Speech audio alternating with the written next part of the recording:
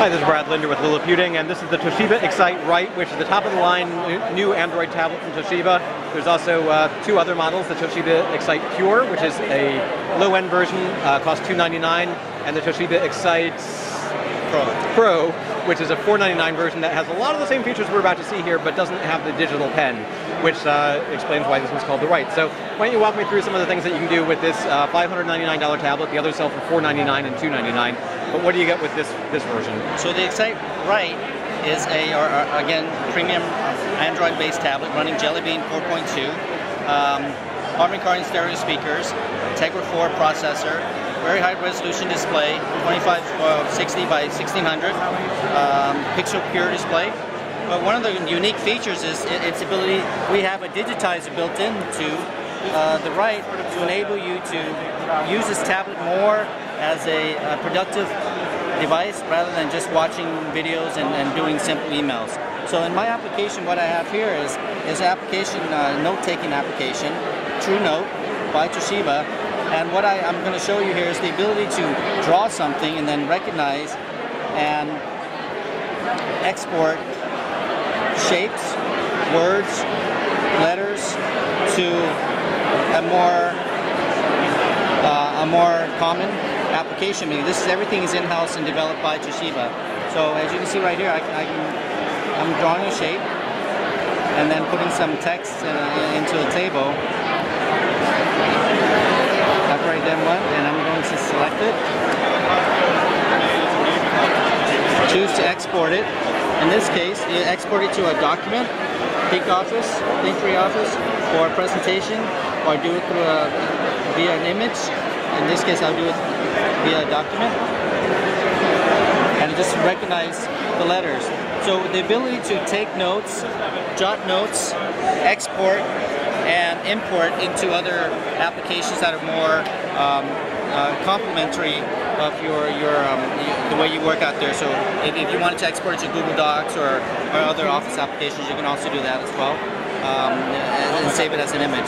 So it's one thing, since Android doesn't include its own sort of built-in character recognition or other things like that, Toshiba built the software, but it's not just this Notes application. You can also export it so you can use it in any application. You're not stuck using this. Correct. So you can send it to yourself, access it on your desktop computer, your laptop, your work software, or whatever. In addition to that, the note-taking application allows you to do screenshots of web pages and then annotate on top of it. So a standard note-taking application that we've put on.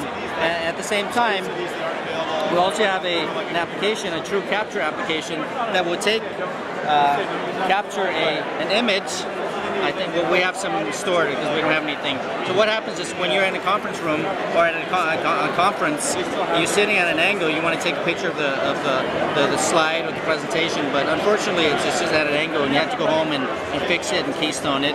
So the ability to take in real time, I'm open this I'm choosing the files that I've already taken. It's processing in real time, utilizing the Tegra 4 processor. So what it does is it will take the image and determine what is the best crop location. Now we purposely use this to show you that in here I can change the crop region. So it's going to look at which region is the best, so I can go in and I can change.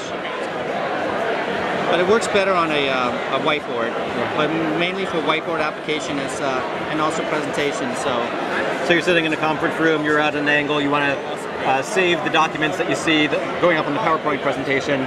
This will sort of let you do that even if it's at an angle, and then it'll actually recognize the characters in this, right? Recognize the character and the borders and do it automatically. In this case I did it manually, but I want to show you what happens is so once it does that, you can set it to auto or change it the crop region yourself.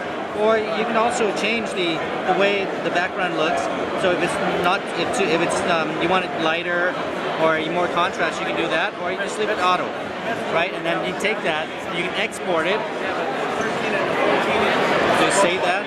So that saves it into your gallery. Now you can take that and export it into other applications to use. So it really takes the thinking away from having you to auto keystone and auto correct, but in my particular sample here, we don't have a whiteboard to show, but unfortunately that's just the case right here with these events. but giving you the ability to not just use the tablet as a tablet, but really using it more of a productive device. In addition to that, it comes with an optional accessory.